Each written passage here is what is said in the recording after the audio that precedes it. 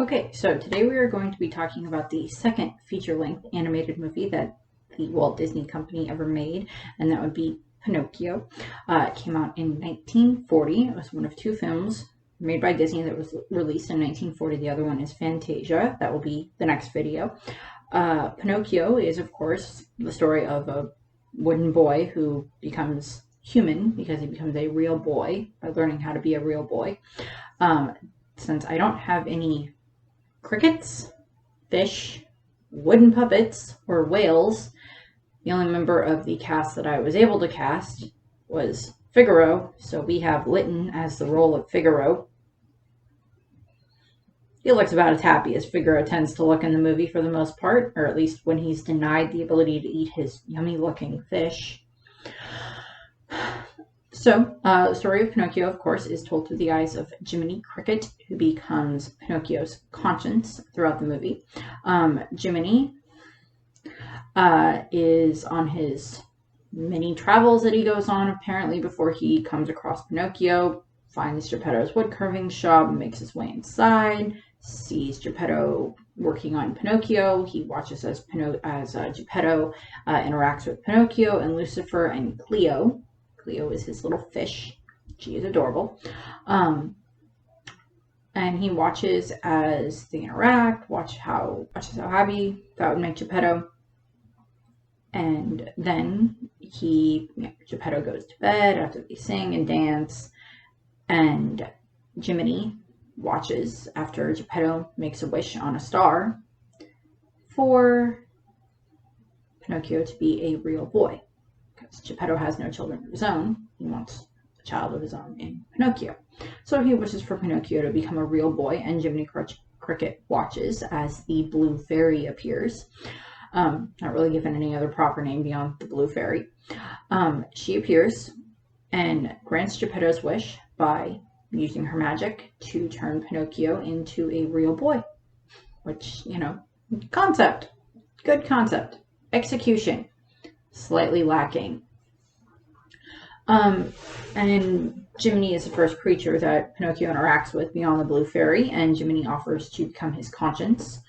The Blue Fairy gives him a nice little makeover and gives him a nice suit and a nice hat and everything, and that's what he wears for this movie, of course. Pinocchio's clothing doesn't really change for the movie. And wakes up, them being very happy and everything, wakes up Geppetto and Figaro and Cleo, and they are very baffled by how did the puppet come to life.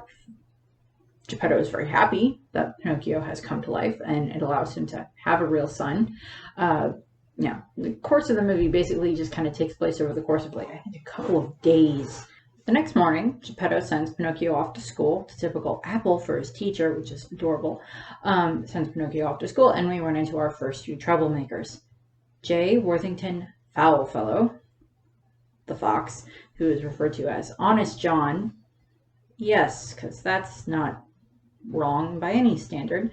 And his little companion, the cat, whose name is Gideon. Kind of one of the more instances of talking animals in Disney.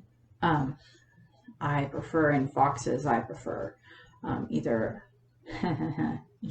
Robin Hood, Todd from Fox and the Hound. My dog apparently objects to that. And Nick from Zootopia, but we'll be getting to them in due time as I work through the rest of the movies. And Gideon, the cat. Fun fact about Gideon, he is the only character that Mel Blanc ever voiced for Disney, and because of the fact that the only line of his that ends up in the movie is actually just him hiccuping, he never worked for Disney again. But we still love him for all of the Looney Tunes characters that we got with Bugs Bunny and Duck and Duck and so many others. They come across Pinocchio on his way to school, and they convince him that, they're con men. They're very obviously con men. They convince Pinocchio that, oh, you shouldn't go to school. You should become an actor. And, they drag him off. Well, they trick him into going off with them.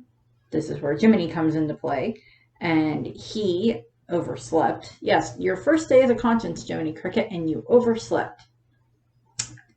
You're not earning your keep yet, kid.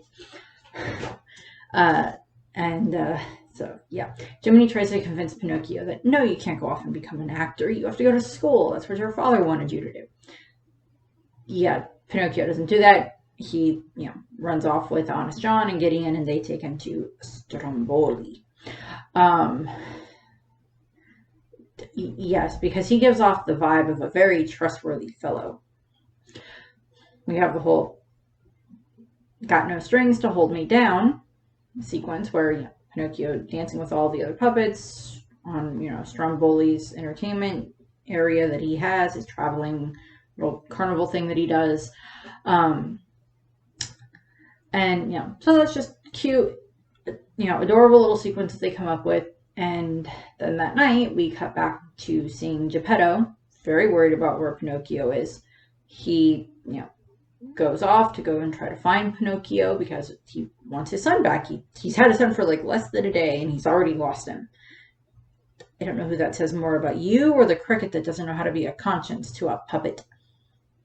Although Geppetto gets marked for good parent because he goes out to look for his child, leaving Cleo and Figaro at home for the time being. We cut back to, of course, Pinocchio and Stromboli. Stromboli shows his true colors, and the fact of he locks Pinocchio up in a cage after Pinocchio makes the comment of, I'm going to go home and see my father. Locks Pinocchio up in the cage. Jiminy comes along after he watched Pinocchio's performance, and he wanted to wish Pinocchio luck. Finds Pinocchio in the cage. Results in them needing help from the Blue Fairy because Jiminy Cricket can't pick the lock. Blue Fairy shows up, and then of course we get the whole lying sequence, and that's where we find out that Pinocchio's nose grows when he lies. No, I was dragged off. They forced me into this cage. I had no idea what was going on. I promise I'll never lie again. Bird's nest. The Blue Fairy is kind of the concept of, okay, I have the feeling this is what's going through the Blue Fairy's head.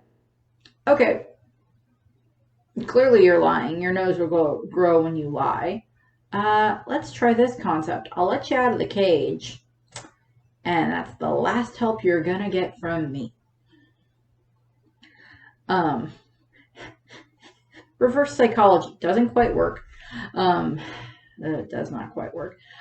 She frees Pinocchio from the cage, and returns his nose to normal, and him and Jiminy are outside of the carriage, and they try to run back, try to make their way back to Geppetto. They are unfortunately stopped again.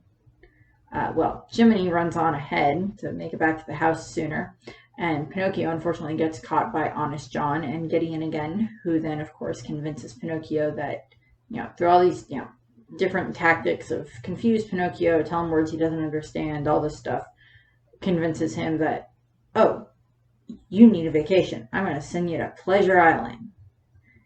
Yeah. We of course know from earlier in the film that Pleasure Island is not a good place for anyone to want to go to because the Coachman character makes lots of naughty boys disappear, which is not a good thing. On the way to Pleasure Island, Pinocchio meets Lampwick. Not Litwick, Lampwick. Big difference. I'd prefer the Pokemon over this guy. And of course, he is the typical punk kid. Wants to smoke, wants to drink, wants to play pool, wants to, destroy things, doesn't listen to anything that doesn't sound fun. And, Jiminy follows him along, and, Jiminy is one that discovers that on this island, Pleasure Island, where all of these boys are being taken by the Coachman, they make all of the boys turn themselves into jackasses. Because if you give enough, you give a boy enough rope, he'll turn into a jackass. Probably not a good thing. And Jiminy, of course, is the one that finds out about this. We watch as all these boys, they drink and drink and drink, and they destroy things, and they smoke and smoke and smoke, and they, all this horrible stuff. And we find Pinocchio and Lampwick, and they're just in there playing pool, and Pinocchio's smoking, and don't do that. Smoking, drinking. Pinocchio, of course, doesn't quite realize what's going on. None of the boys do. Jiminy shows up, tries to get Pinocchio to leave with him. Doesn't go over very well, unfortunately, for Jiminy. Pinocchio wants to stay with Lampwick because Lampwick is fun. And Jiminy goes off, and he, discovers that, the boys aren't just going to turn into jackasses. They will literally turn into donkeys. With as much trouble as they cause, they turn into donkeys. And then the coachman gathers them up, and once they can no longer talk, once they're fully donkeys, he ships them off at, no cost to him beyond having to fix up a few more things on Pleasure Island. And that is a very rather horrifying thought. And from that, we return to where Pinocchio and Lampwick is.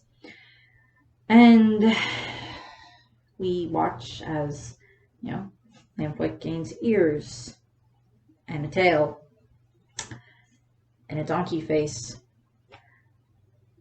And we just watch Pinocchio put aside the cigar, put aside the drink.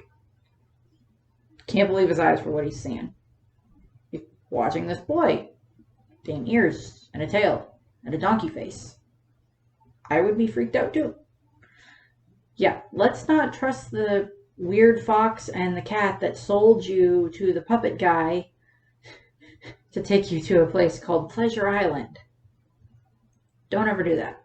Don't ever do that. It's not a good idea. And, Jiminy runs back to try to help Pinocchio. And we watch Lampwick figure out what happened to him. Figure out what's happening to him, that he's changing. And he goes up to Pinocchio and he, shakes Pinocchio, trying to get him, and we watch as his hands shift into hooves. And the horrified look on Pinocchio's face is just, I would be freaked out too if that was the case. Don't blame him in the slightest. Lampwick changes into a donkey and has this tantrum.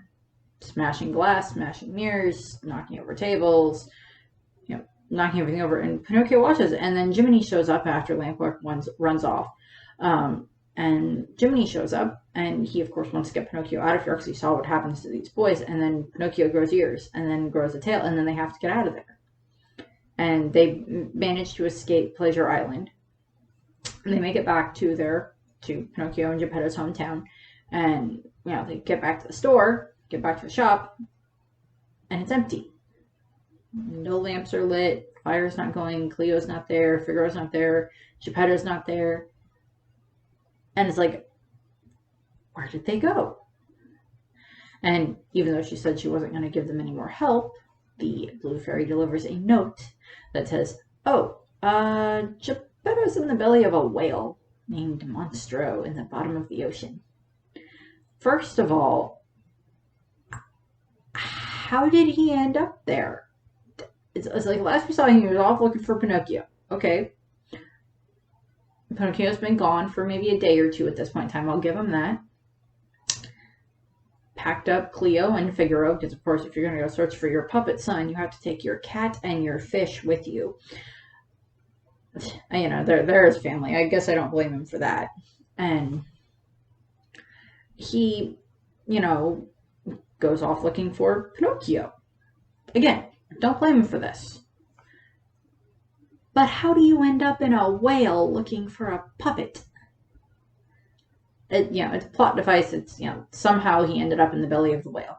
And apparently he ain't being digested yet because because he's not dead. So, they're still alive. Otherwise, a Blue Fairy would have probably said, yeah, your dad got eaten by a whale. And digested, and the cat and the fish are gone too, so I'm sorry, you're stuck with the ears and the donkey tail. But of course, Pinocchio loves his father, and he wants to go off and try to find Geppetto and save his father and everything from Monstro. So him and Jiminy run to the seashore. And, Jiminy, of course, I'm going with you because I'm your conscience and I'm your friend. And it's kind of his fault, too, that, Pinocchio kind of ended up in some of this, stuff in the first place because his conscience wasn't around, which is, I guess, kind of a way of dictating that, your conscience is not perfect and that you should listen to it. But also this, the cricket is a flawed character as well. Jiminy is not the smartest character by any means, but he has a good heart, and that's kind of where the conscience comes from. And Pinocchio, of course, ties his donkey tail around a rock and then floats to the bottom of the ocean, and they, beautiful underwater sequence. I would give them that. It's a gorgeusly done underwater sequence of him and Jiminy working their way through the bottom of the ocean to find their way to Monstro. And, lots of interacting, lots of different fish and everything, which I think is very wonderfully done for those instances. And then we go to the inside of Monstro, and we see Geppetto and Figaro sitting there fishing. Yes, let's fish inside the whale. Monstro wakes up, starts gobbling up all these fish, and, Pinocchio and Jiminy have made their way to Monstro via plot device of, well, let's go find the whale. We found the whale. Let's go find the whale. You found the whale. Oh, you found the whale. And, so they work through that, and, Pinocchio ends up inside of the whale, and he comes up with the idea of, oh, we gotta make the whale sneeze. We're gonna burn all of this. Fill his, mouth with, his mouth and his lungs with smoke so he has to sneeze. Admittedly, I'll give him this. That's a very good idea. If you're ever swallowed by a fish or a whale or something that allows you to, I've got all this wood in here. We're gonna burn it. Because it's wet wood, it'll burn a lot more smoke. Burn it and burn it and burn it and make the animal sneeze. Okay, that's a decent, that's a good idea. I'll give that to Pinocchio. That's a rather good idea. And Pinocchio, and that works, and they get sneezed out of the whale, which of course then results in the whale chasing them and chasing them and chasing them. And, Pinocchio, he wants to save his father, of course. And they're on, they're going on the raft away from the whale, with the whale chasing them at high speeds. And the water that they did for this is beautiful. I love the water for this. And they, and they end up escaping from Monstro, but they end up, Geppetto's alive, Cleo, whose water bowl is still perfectly fine, and Figaro are both perfectly fine, but Pinocchio isn't. And look, it looks like Pinocchio's dead, of course, because it looks like he drowned. And we cut to, Geppetto crying on the bed with Pinocchio laying there. He still has his donkey ears in the tail. And, and I'll give two credence of this. To A, when Pinocchio's underwater, he's a puppet, so I'll buy the fact that he does not have to breathe. But if he doesn't have to breathe, then how can he drown? So I guess I would imply that maybe he didn't necessarily drown. It's, possibility of, well, if he doesn't have to breathe, then he can't drown. But, okay, then he can't die by drowning, but I guess he can die by getting broken. So I guess there's a possibility that, maybe something inside of Pinocchio is broken, so he can't be fixed. And, Geppetto's lying there crying and everything, and Jiminy's crying off in the corner, and Geppetto and Cleo very sad, of course, because of this. And the Blue Fairy sends in her magic, and because Pinocchio was willing to sacrifice himself to protect his father, and he proved that he can, it made him into a real boy. And she turns him into a real boy. How simple is that? You're a real boy now. And Pinocchio wakes up, and he realizes that he's a real boy. And, the ears are gone, the tail is gone, and he's not wooden. And he's, of course, elated, and he tries, Figaro and Cleo see this, kind of as he's, talking and everything, Geppetto's like, he's got his head down and crying on the bed and everything. And Pinocchio's like, no, Dad, Father, wake up! I'm real. I'm not a puppet anymore. I'm alive and I'm awake and everything. And Geppetto's like, no, you're dead, Pinocchio. It's like, first of all, you were talking to a puppet a couple of days. Now you're talking about, it's just like, okay. And then, Geppetto looks up, Jiminy and Cleo and Figaro are already looking up and seeing how, that Pinocchio is real.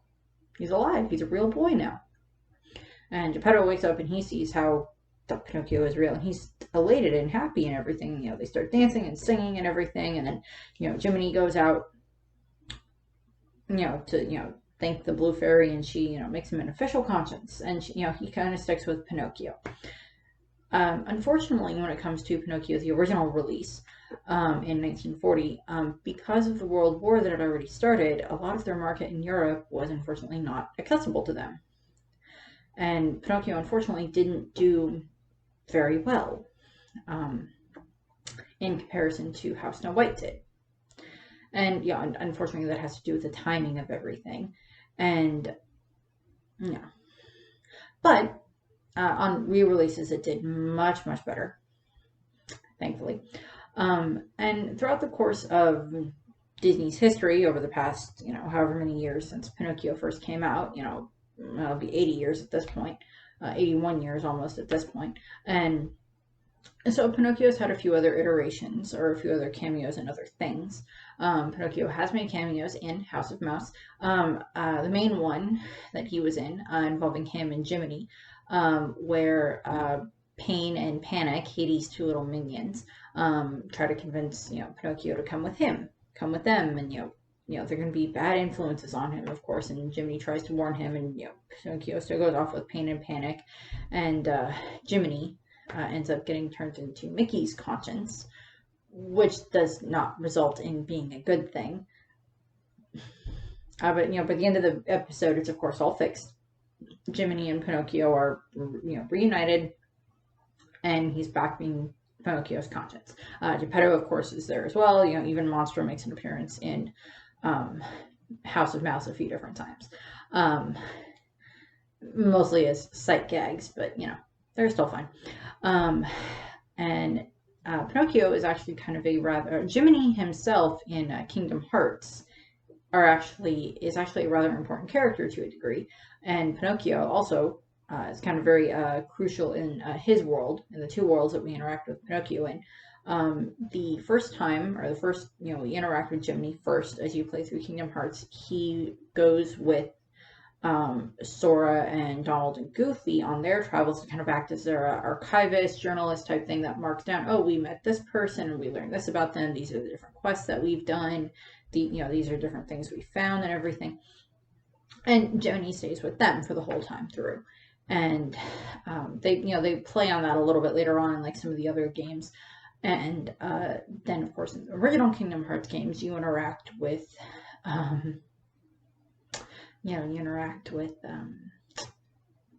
Pinocchio first, and then you interact with him inside of Monstro, where Geppetto and Cleo and Figaro are.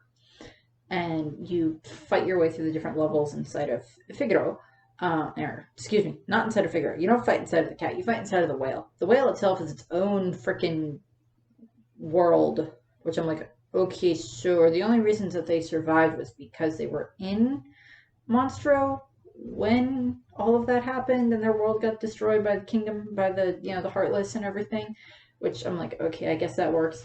And Pinocchio is actually kind of being coveted by Riku throughout the game because he thinks that, well, Pinocchio is a puppet that doesn't have a heart, but it's still alive, and he wants to save Kairi, and she needs a heart. So he's like, well, if we study the puppet, then maybe we can, find a way to fix Kairi, because of course Riku wants to save Kairi.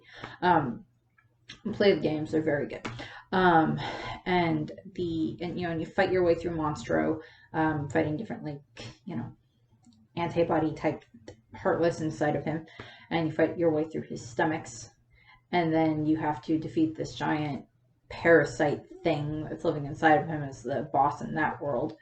And you you fight that, and then you make Monstro sneeze out Geppetto and Pinocchio and such, and then Geppetto sets up a shop in Traverse Town. So you bring stuff into Geppetto, and he'll make things for you throughout the course of the rest of that game. And then you interact with them. You run around in Monstro a few other times in some of the other games, but you also interact with Pinocchio as well in Dream Drop Distance, where you run around. And when you're running around, I think you interact with him both when you're running around as Sora and Riku in Dream Drop Distance. And you run around Prankster's Paradise, which is the world that they are from, which is, of course, based off of, Pleasure Island, is what Prankster's Paradise is based on. And you kind of run around with that, and you have to help Pinocchio there. And, I don't remember what the boss is in that area, but it's not anything like with Monstro. You have to fight your way out of Monstro. But I don't remember exactly what it is in that world that the final boss is. But you fight other Heartless and Unversed and Dream Eaters, or whatever they're called, throughout the course of that game. And you work your way through that. And then the other big...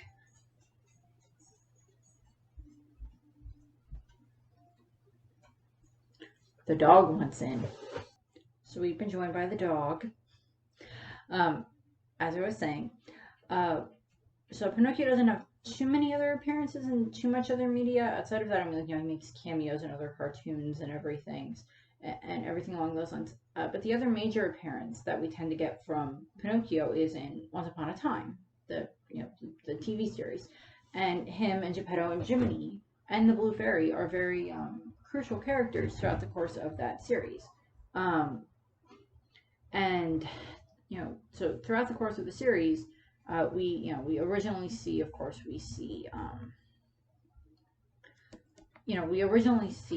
them in the Enchanted Forest, which is Cricket, and Geppetto is the old man, and Pinocchio is the boy who's freshly, puppet that's freshly been turned into a boy recently. And we find out that when the curse was going to happen, that they were going to send Emma, the new baby, and Snow through the wardrobe. But Geppetto lied to Snow White and to Prince Charming and to David, saying that we can't send, we can only send one through. And that results in them sending only Emma through, because he figured that, well, if you take the puppet out of the Enchanted Forest, then the puppet's not going to be, the boy turned from a puppet is going to be, the boy that's, an enchanted puppet is going to get turned into a puppet again and be dead. And Geppetto didn't want that in regards to Pinocchio. He didn't want to lose his son all over again. And so he sends Pinocchio through first, and then Pinocchio is supposed to watch over Emma throughout the course of the series. And, is supposed to watch over her while they're children. And that, unfortunately, doesn't happen very well. He takes her as a baby, of course, and then they end up at a kind of orphanage, child protective services type thing, social system, the child care system. And he pretends to be her older brother for a while. And that, unfortunately, he leaves because the man that they're living with is cruel, but he runs away and he doesn't take Emma with him when she's still a baby. And so Emma grows up alone. And later on, after Emma first returned to Storybrooke, Pinocchio shows back up again. Well, a character named August Wayne Booth shows up. And he spends quite a bit of time trying to convince Emma that, the curse is real. Henry's right. The curse is real. I was a puppet. I was Pinocchio. I am Pinocchio. And I'm slowly turning back into wood because his legs keep turning into wood. And he, slowly gets to the point where he can't move anymore because he's being turned into a puppet again because of the curse. And because he was was kind of a bad boy for a while in there. He wasn't, what he was supposed to be. And Emma breaks the curse and everything, and then he ends up being able to reunite with his father.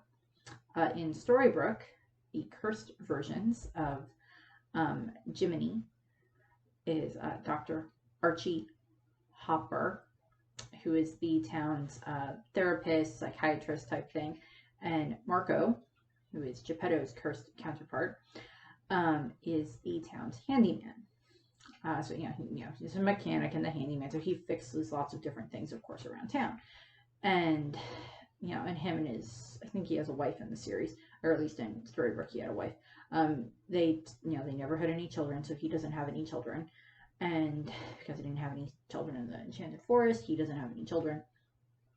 And we watch throughout the course of the series, once the curse is broken, Geppetto tries to find Pinocchio, thinking that he's lost somewhere in the town because he thought that he came through, or that he, somewhere in the town. Geppetto, tries to find Pinocchio, and then, via Emma interception, she, says, "Oh, I know, Emma and Snow White end up interacting with Pinocchio, and then, he ends up, getting found by Geppetto,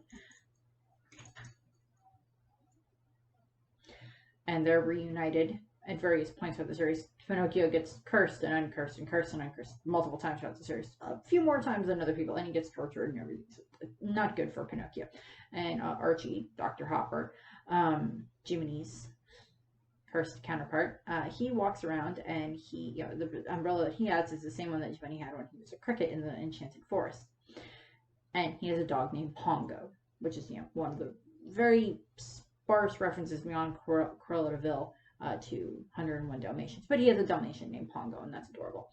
One of the other cameo appearances, or major appearances, that Jiminy Cricket himself has had throughout Disney is that he was the ghost of Christmas Past in Mickey's Christmas Carol, where he takes Scrooge McDuck into his past to show him, this was, where you were originally, where you were apprenticed, and, this is where you first fell in love, and then, you chose money over the girl you fell in love with and everything. And so we go through a lot of that, we see with Jiminy and Scrooge in the Mickey's Christmas Carol. But in Once Upon a Time, it's mostly, the Wicked Queen tries to have Archie convince Henry that, this curse isn't real. You're imagining things, because if the curse is broken, then, everybody else is going to, find a way to be happy again. Because if the curse is broken, then everybody's going to find a way to be happy again. And at that time, Regina didn't want that. She wanted everyone to be miserable and for her to get to be happy, because it meant that nobody else was happy.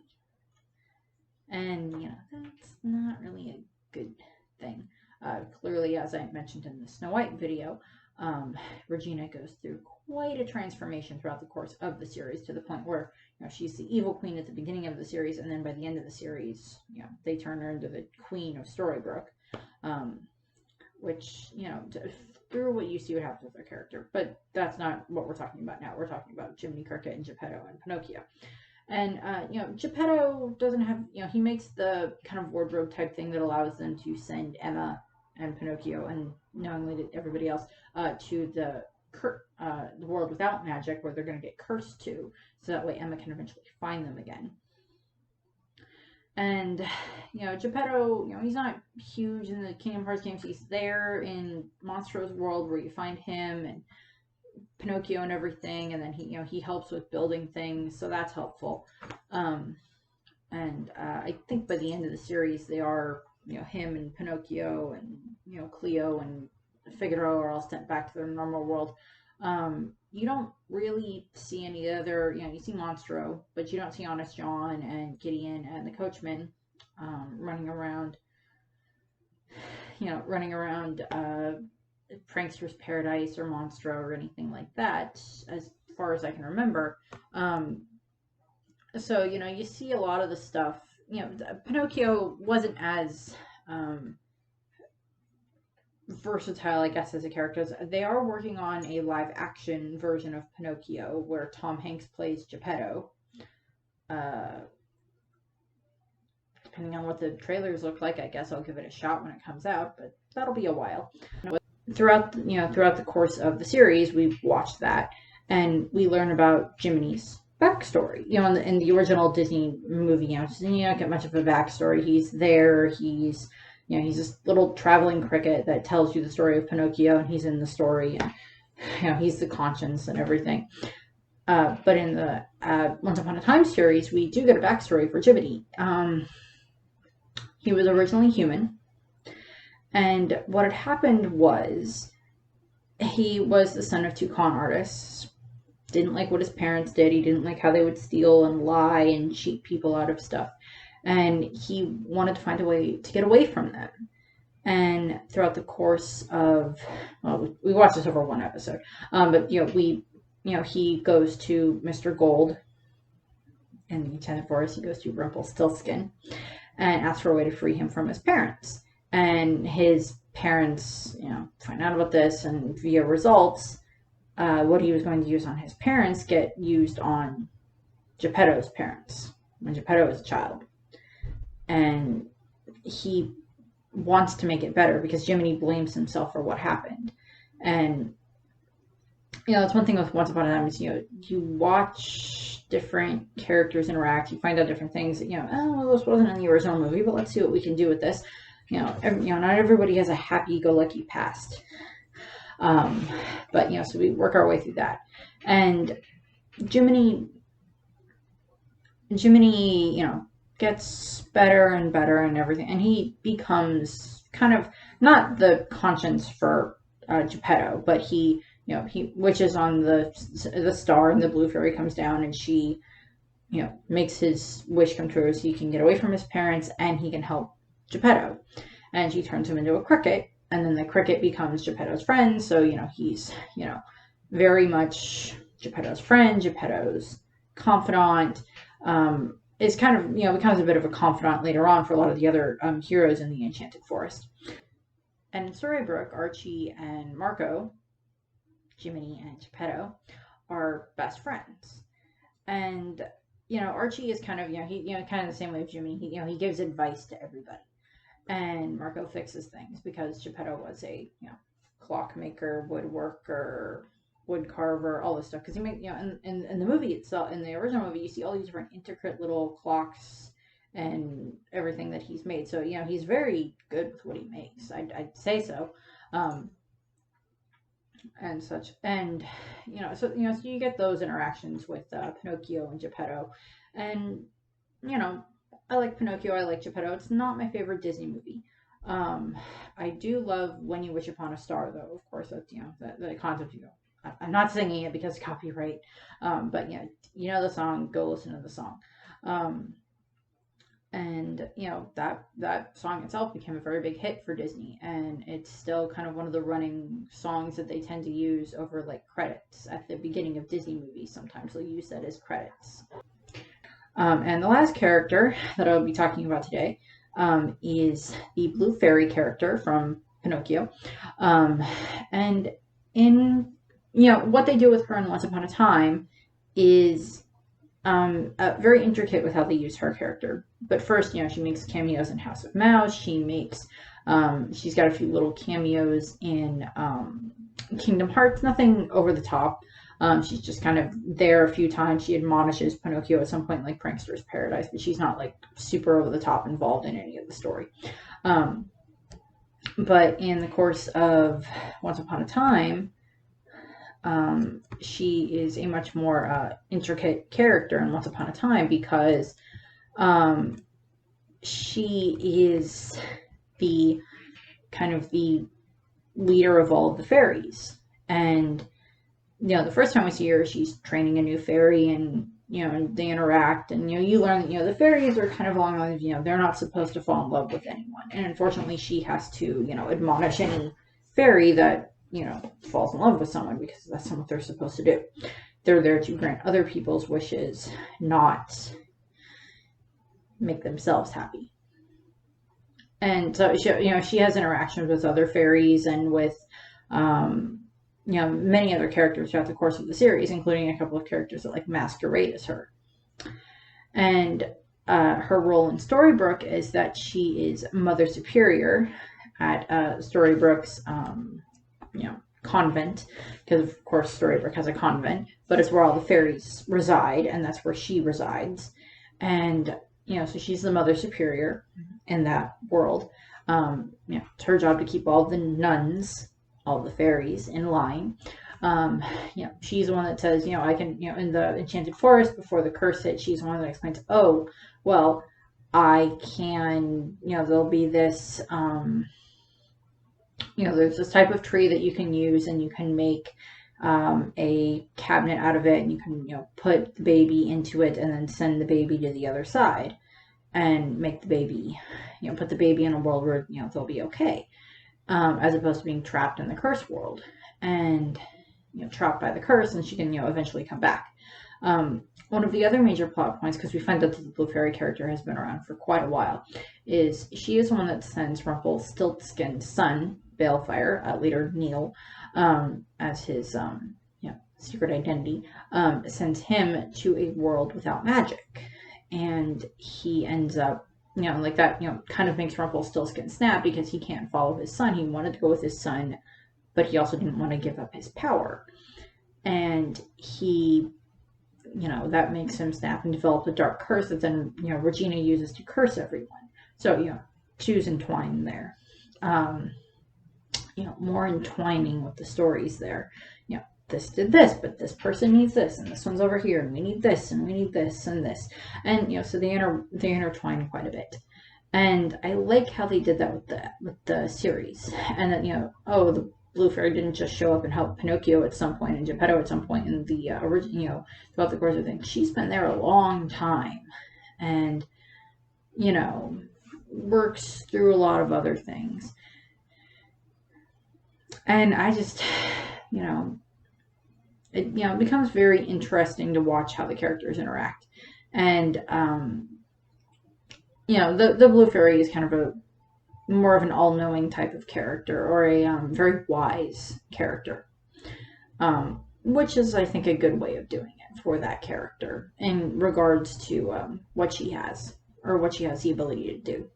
And throughout the course of Once Upon a Time, by the end of the story, of course, Geppetto has Pinocchio. Pinocchio is a real boy again.